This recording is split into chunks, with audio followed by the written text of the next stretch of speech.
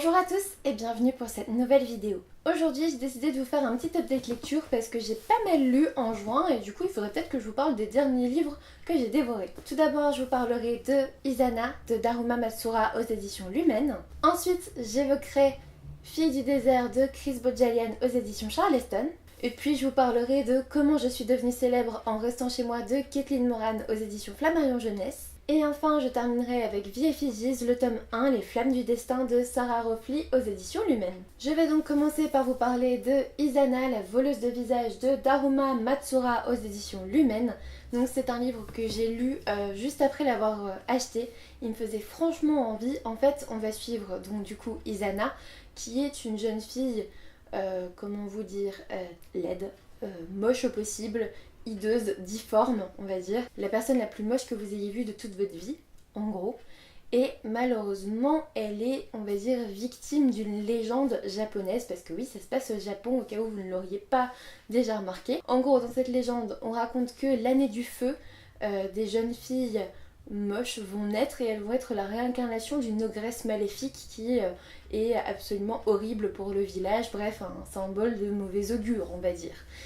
Il faut pas être moche à cette époque-là, c'est pas bon. Surtout cette année-là, quoi. Du coup, Izana, dès le départ, elle va être menacée de mort alors qu'elle n'est qu'un nourrisson, parce qu'elle est déjà un nourrisson très très moche. Alors pour moi, il y a beaucoup de nourrissons qui sont moches, hein. C'est pas pour ça qu'on devrait les tuer, je suis désolée. Mais bref, elle est déjà... Je vais m'attirer les foudres de toutes les mamans, j'en suis vraiment désolée. Izana est très très moche à sa naissance. L'année du feu, l'année du cheval du feu en plus, enfin c'est fou. Sa famille veut s'en débarrasser et elle est sauvée. Et elle va être élevée par une autre dame. Et donc on va suivre cette jeune fille. Il faut savoir que ce roman est le préquel du manga Kazane.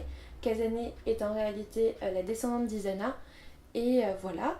Ce qui m'a beaucoup plu dans ce livre, c'est vraiment l'aspect légende japonaise, l'aspect, oui voilà, tout ce qui touche au Japon, l'aspect légendaire, et puis voilà, tout ce qui se passe l'année du cheval du feu, l'histoire de l'ogresse, etc. Parce qu'on va tout découvrir évidemment, on va avoir une espèce de fête dans le village, et puis franchement la fin elle est explosive. Vous vous y attendez, mais en même temps vous vous y attendez pas du tout à ce que ça soit comme ça. Et vraiment j'ai beaucoup aimé ce roman, il est assez court comme vous le voyez, il est assez fin, il fait 312 pages, donc voilà, enfin, ça se lit très rapidement. Ce que j'aime bien ce sont les en-têtes de chapitres, je vais vous montrer. Voilà comment ça se présente. Chaque chapitre est construit comme ça et je trouve ça vraiment très très joli. En tout cas, si l'histoire vous fait de l'œil, n'hésitez pas à foncer sur ce livre, je pense que vous ne serez pas déçus. Personnellement, je pense lire le manga Kazane du coup à la suite, enfin bientôt. Je vais essayer de le trouver pas trop cher parce que les mangas ça coûte franchement cher je trouve pour le temps de lecture. Mais j'aimerais beaucoup découvrir ce qu'a fait l'auteur avant d'écrire Izana. Ensuite, je vais vous parler de Fille du désert de Chris Bohjalian aux éditions Charleston. Alors, dans ce livre, on va être à deux époques différentes, à deux lieux différents. On va d'abord être en 1915 à Alep, en Syrie, et puis on va aussi évoluer en 2012 à New York. Alors, pourquoi deux époques? Parce qu'on va suivre deux individus d'une même famille. On va d'abord suivre Elisabeth, qui est une américaine qui part en Syrie au moment du génocide arménien pour aider ces Arméniens, donc en Turquie, dans l'Empire ottoman. Et on va aussi suivre sa descendante qui remonte sur ses origines arméniennes et donc qui évolue en 2012, qui est romancière je crois et qui va faire pas mal de recherches. Ce qui m'a beaucoup plu, c'est l'aspect un petit peu dénonciateur. Un peu comme Le sel de nos larmes, je ne sais pas si vous vous souvenez, je vous en ai parlé. Le sel de nos larmes, il y avait cette volonté de dénoncer tout en restant voilà, bienveillant. Et bien là, j'ai eu cette même impression. On a de la bienveillance, on a de la tristesse, on a de l'horreur, parce qu'un génocide, voilà, il y a l'horreur dans toute sa splendeur. Là, pour le coup, les Turcs ont exécuté plus d'1,5 million de personnes durant la Première Guerre mondiale. Personne ne s'en souvient, c'est pas marqué dans mon livre d'histoire, mais pourtant c'est vrai, 1,5 million, enfin un peu plus, de personnes ont trouvé la mort en 1915 et nous, tout ce qu'on voit, c'est les gens qui sont morts en France. Enfin, oui, ok, on a eu énormément de morts, mais il n'y a pas que là. Donc voilà. Le souci, c'était que les Turcs étaient musulmans et les Arméniens étaient chrétiens. Et puis les Turcs avaient l'appui de l'Allemagne. et du coup ils se sont sentis assez forts pour tuer une partie de leur population et évincer ceux qui dérangeaient de leur pays. C'est un petit peu ça en fait, tout simplement. Donc c'est assez horrible, mais en même temps j'ai trouvé que ce récit était beau et nécessaire. J'ai beaucoup aimé l'aspect historique évidemment de ce récit, je l'ai lu pour ça.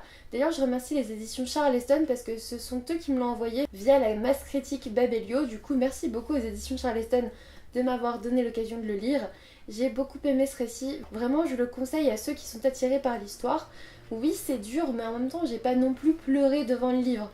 C'est dur mais voilà, faut au moins se rendre compte de ce qui s'est passé quoi. Et j'ai trouvé ça vraiment très bien écrit, très bien fait. Je me suis pas perdue du tout entre les deux époques, je me suis attachée au personnage, je me suis vraiment demandé ce qui allait se passer. J'ai pas mal aimé la fin qui était plutôt bien faite. Bref, je vous recommande ce livre. Ensuite, j'ai lu Comment je suis devenue célèbre en restant chez moi de Kathleen Moran aux éditions Flammarion Jeunesse. Donc je remercie bien sûr les éditions Flammarion Jeunesse pour cet envoi. Alors, que dire de ce livre? Il est tout petit, c'est écrit très très gros, donc déjà c'est une lecture assez rapide. Il me semble que c'est pour les plus de 12-13 ans. Je pense que je suis passée à côté de ce livre. Je pense que je suis trop vieille ou qu'il s'est passé un truc. Je n'ai pas accroché, je n'ai pas réussi à m'intéresser suffisamment aux personnages principaux. On va dire que l'introduction du livre m'a énormément plu. Le résumé aussi, en fait le résumé c'est un bout de l'introduction. Et la suite, en fait je crois que j'ai pas compris ce livre. C'est une succession d'anecdotes plus ou moins drôles de l'auteur, je pense, parce que ça fait très autobiographique, en tout cas c'est ce que j'avais lu, ça semblait raconter un petit peu l'histoire de sa famille. Donc elle raconte plusieurs anecdotes, enfin voilà, parfois les parents sont franchement défaillants et enfin, j'étais un petit peu triste pour elle et ses frères et sœurs. Mais bref, il y a une succession d'anecdotes humoristiques parfois, et j'ai pas trop bien compris le filon. Pour moi, il n'y avait pas vraiment d'histoire. J'avais l'impression vraiment que c'était une succession de scènes sans grande logique, à part le fait d'amener à ce qui se passe au niveau du titre. Et encore, même pas, elle est même pas finalement célèbre, à part actuellement vraiment l'auteur. Mais sinon, dans le livre, il n'y a aucun aspect de la célébrité qui marche, à part dans l'introduction, en fait. Je pense que je suis passée à côté de ce livre. Je peux pas vous dire si je vous le recommande ou pas. Je vous recommande en tout cas de le découvrir. Mais je pense que je l'ai pas compris. En fait, ça ne m'était jamais arrivé. Ça me laisse totalement perplexe. Parce que, ouais, j'ai pas trouvé de filon dans l'histoire. Je me suis pas attachée au personnage. Ils m'ont un petit peu agacée. J'ai trouvé les parents, mais hallucinants, quoi. Enfin, vraiment, j'ai l'impression d'être au travail, hein. J'ai l'impression d'être au taf avec une gamine pas bien dans sa peau, avec des frères et sœurs assez chiants, et puis des parents qui sont juste pas là ou qui servent à rien, en fait, enfin, qui aident pas beaucoup tout le temps.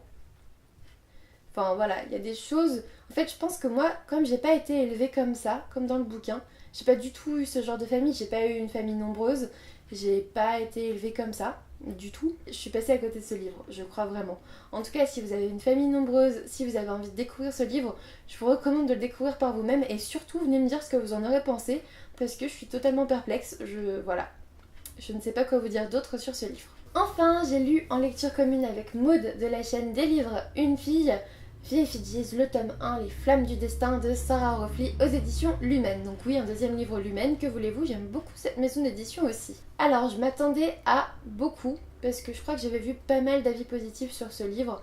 Et puis, vous voyez, c'est une assez grosse brique, et pourtant, je l'ai lu très très rapidement. Je pense que c'est parce que c'est écrit gros. En fait, si vous voulez, on va suivre une jeune fille qui s'appelle Maya, qui a perdu ses parents et sa sœur jumelle dans un incendie. Du jour au lendemain, elle va devenir une effigie. Alors qu'est-ce qu'une effigie? En gros, j'ai beaucoup aimé l'univers parce qu'on va avoir 4 super-héroïnes, on va dire, qui détiennent chacune le pouvoir d'un élément. Donc le pouvoir de l'eau, du feu, du vent et de la terre. Maya va recevoir le don du feu, regardez, c'est un petit peu évident via la couverture. Et bah franchement, ça s'annonçait super bien. Et puis, je me suis aperçue que Maya, finalement, c'était pas du tout une héroïne. Elle était pas. Enfin, voilà.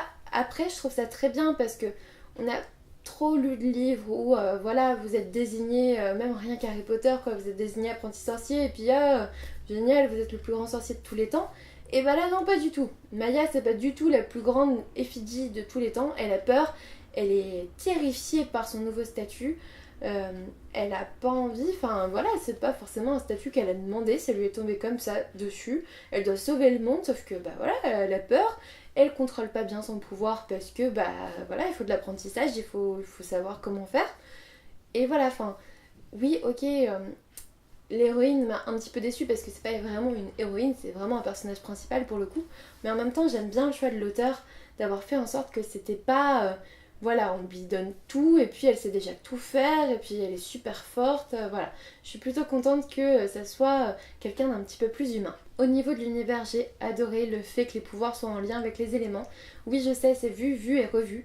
N'empêche que là, j'ai beaucoup aimé cet aspect un petit peu guerrier avec une épée, etc. Enfin, j'ai beaucoup aimé cet aspect-là. L'univers m'a beaucoup séduite, oui, parce que je vous ai pas dit, mais les effigies, si elles existent, c'est pour tuer les spectres. Donc rien que le fait de se battre contre des spectres, enfin voilà, ça m'a beaucoup attirée. Je pense que si je suis pas en mode coup de cœur, c'est parce que ça manque un petit peu de suspense. J'ai réussi à prévoir toute l'histoire. Donc en général c'est comme ça et que j'ai pas de coup de cœur. C'est une très bonne lecture mais j'ai trouvé l'histoire très prévisible. Il n'y a pas assez de surprises dans le dénouement. Et puis surtout, bah ouais, ça manque un petit peu de suspense en fait. Étant donné qu'il n'y a pas de surprise, bah il y a moins de suspense, il y a un rythme un petit peu moins soutenu que dans d'autres livres. Et voilà, je m'attendais peut-être à quelque chose de plus rythmé, de plus surprenant. C'est tout. C'est tout ce que je pourrais dire sur ce livre. En attendant, ça reste une très bonne lecture. Je lirai forcément la suite et je vous le recommande en tout cas. Cette update lecture est maintenant terminée, j'espère qu'il vous aura plu. Du coup j'ai eu 3 très bonnes lectures et puis une lecture un petit peu plus mitigée à côté de laquelle je suis totalement passée je pense. Mais c'est plutôt pas mal comme bilan, j'espère que ça vous aura plu. N'hésitez pas à me dire si vous avez déjà lu certains de ces livres ou si vous comptez les lire. Et puis moi je vous dis à bientôt pour une nouvelle vidéo.